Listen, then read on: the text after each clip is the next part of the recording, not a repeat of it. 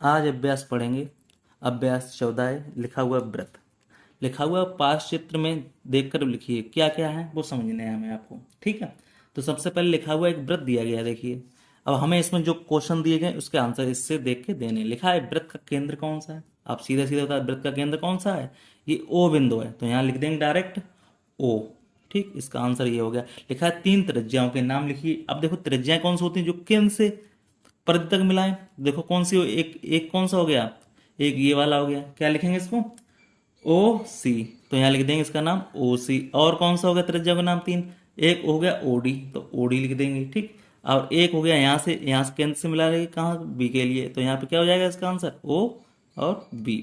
इस तरह से ये त्रिज्या 3 हो गई। अब कह रहे हैं एक व्यास का नाम के, व्यास का मतलब होता है जो केंद्र से होके जाए, अब परिधि से परिधि को मिलाए, केंद्र से होकर जानी चाहिए। तो वही हमारा क्या हो गया। अब देखो, अब ये केंद्र से मिला रहा है, क्या मिला रही है, देखो ओ केंद्र है, अब बी सी मिल रही है, तो इसका मतलब क्या हो गया, व्यास हो गया। ठीक है, तो यहाँ से क्या हो जाएगा इसका व्यास, व्यास बराबर क्या हो जाएगा यहाँ पे बी और सी। इस तरह से ये इसका आंसर हो जाएगा। फिर कह रहा है कि 2 जीवाओं का नाम। जीवा क्या होती है, जीवा देखो केंद्र से होके जाती है, वो भी जीवा कहलाती है, और जो नीचे मिला होता है ये भी जीवा। अब देखो जीवा इसमें कौन कौन सी होगी, एक तो जीवा ये वाली हो गई ए और बी, तो लिख दो यहाँ पे 2 जीवा कौन सी, एक ए और बी हो गई, और एक नीचे वाली कौन सी हो गई सी और डी हो गई, ये जीवा कहलाती हैं। ठीक है, अब कह रहा है कि अंतर क्षेत्र में एक बिंदु है। अंतर क्षेत्र में देखो कौन सा बिंदु है, एक ये दिया गया अंतर क्षेत्र में, कौन सा अंदर, अंतर क्षेत्र मतलब जो अंदर दिया, व्रत के अंदर दिया, वो कौन सा बिंदु होता है, देखो कौन सा दिया गया इसमें ई, तो यहाँ पे इसका आंसर क्या हो जाएगा ई हो जाएगा। अब कह रहा है बाह्य क्षेत्र में एक बिंदु है।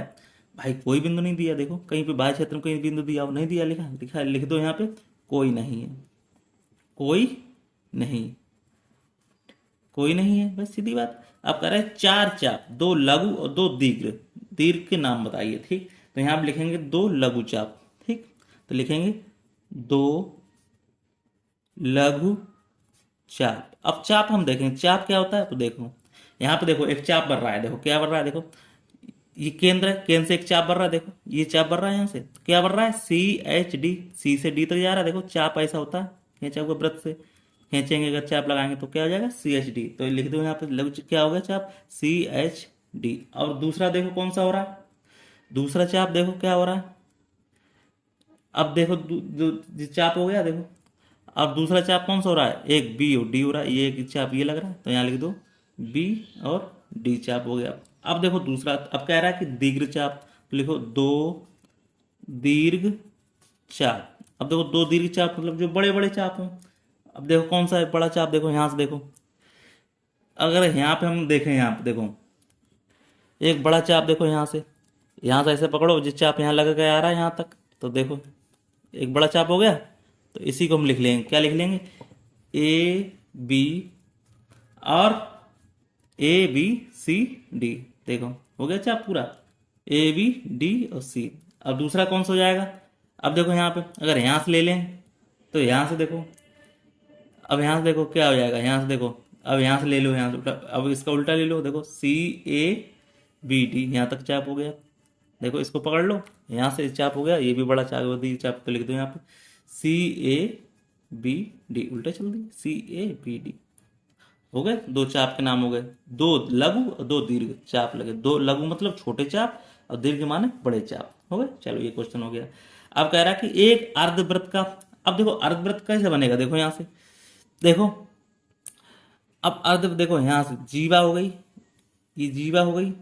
ठीक, अब जीवा हो गई तो यहाँ क्या मतलब क्या हो गया, व्यास हो गया। व्यास से व्यास पे बना हुआ व्रत क्या होता है, अर्धव्रत कहलाता है। देखो यहाँ से इतना हो गया, ये हमारा क्या हो जाएगा अर्धव्रत हो जाएगा ये व्यास से।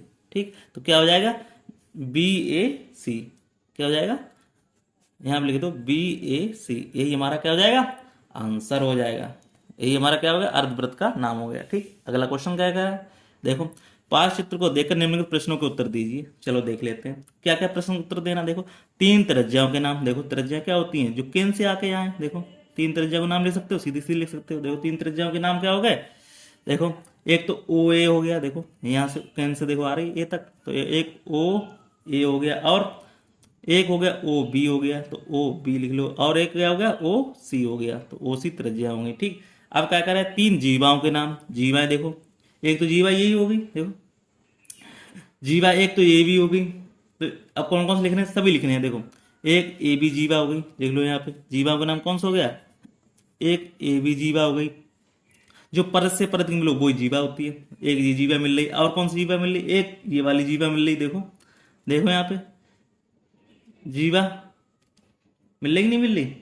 तो यहाँ पे क्या करेंगे, एक तो हमारा जे हो गया बीसी हो गया, तो बीसी लिख लो। और हमारा एक जीवा कौन सी मिल रही, अब देखो एक जीवा हमारी कौन सी मिल रही, एक जीवा हमारी एक ये मिल रही, कौन सी, ए और सी। तो यहाँ लिख दो ए और सी, यही जीवा होती है, यही व्यास होता है, ये दोनों एक ही चीज होती है, ठीक है। अब क्या करें, चित्र में कितने व्यास खींचे गए उनके नाम लिखिए। चित्र में क्या क्या खींचा गया, खाली एक व्यास खींचा गया है, लिख दो यहाँ पे क्या खींचा गया, एक व्यास, एक व्यास। व्यास तो एक ही है, देखो ना व्यास गया ओ ए सी, एक व्यास दिए गए, उसके उनके नाम लिखिए क्या है, देखो क्या हो जाएगा ए ओ सी, ठीक। इस तरह से ये क्वेश्चन हो गया। चलिए नेक्स्ट क्वेश्चन देख लेते हैं। आप कह रहा है कि पास चित्र में देखकर ओ व्रत का केंद्रित अनुसार निम्न के अंगों के नाम दीजिए। बहुत अच्छा है क्वेश्चन, देखो कैसे कह रहा है।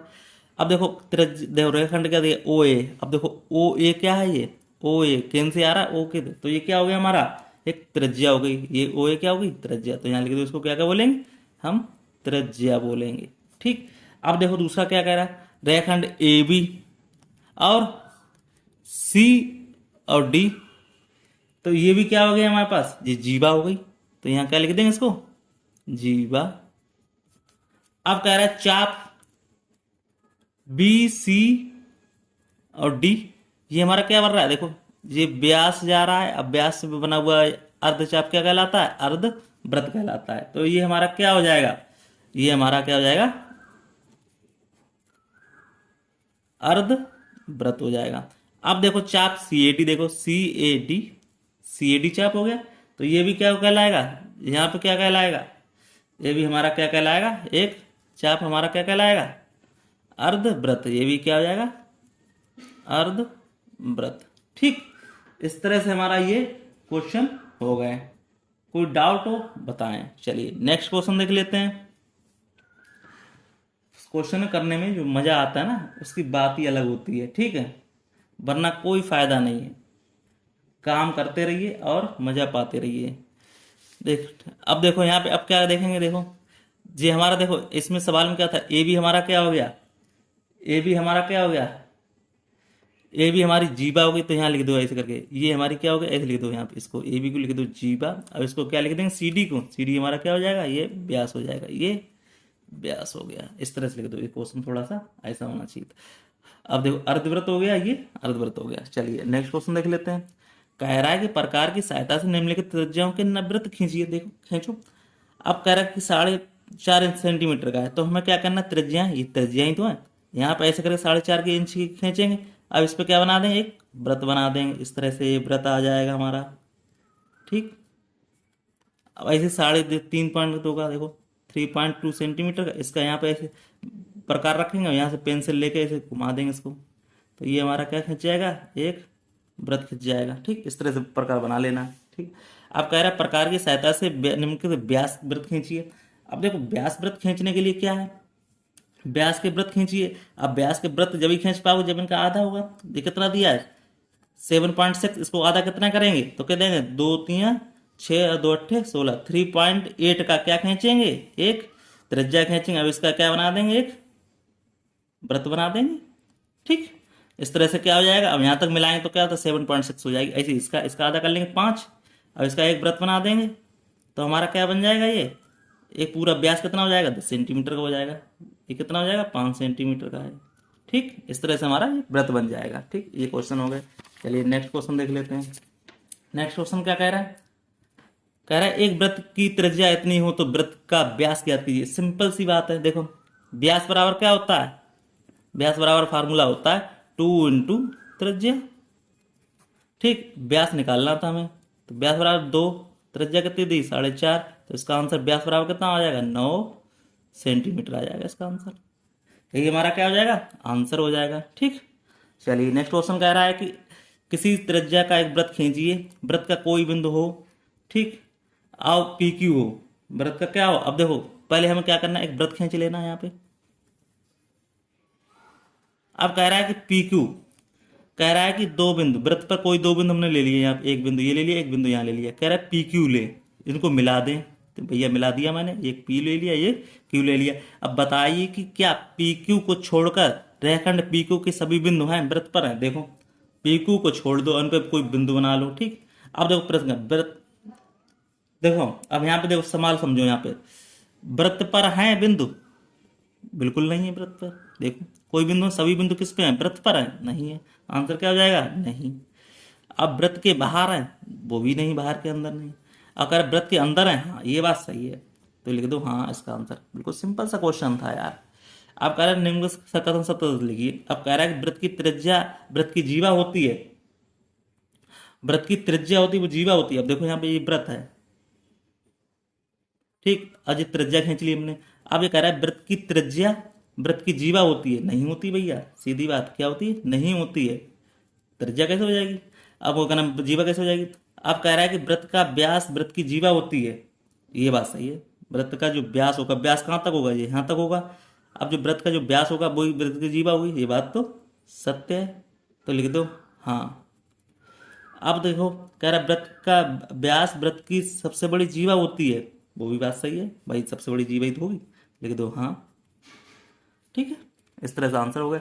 अब क्या कह रहा है क्वेश्चन, कह रहा है कि एक रेखाखंड ए भी खींची जिसकी लंबाई 4 सेंटीमीटर, हमने एक रेखाखंड खींच लिया 4 सेंटीमीटर का। अब बिंदु ए से केंद्र मानकर, बिंदु ए से केंद्र मानकर इस प्रकार खींचे कि बिंदु बी से होकर जाए। ले बी से होकर जा रहा, बी से होकर जाए, तो वृत्त की त्रिज्या नाप कर लिखिए। भाई सीधी बात है, 4 सेंटीमीटर का जब खींचा है तो इसका त्रिज्या क्या हो जाएगी, बी से होकर जाए। ठीक, इसकी त्रिज्या क्या हो जाएगी, त्रिज्या बराबर क्या हो जाएगी, त्रिज्या ए बी बराबर कितनी होगी, 4 सेंटीमीटर तो होगी, इसके ऊपर तो होनी जाएगी। इस तरह से हमारा ये चैप्टर हो गया। ठीक है, कोई डाउट हो तो वो हमसे पूछ लें, हमें तो नहीं लगता कोई डाउट होगा। तो इस तरह से हमारा ये आज का ये चैप्टर खत्म हुआ। फिर मिलते किसी नेक्स्ट वीडियो, तब तक के लिए धन्यवाद।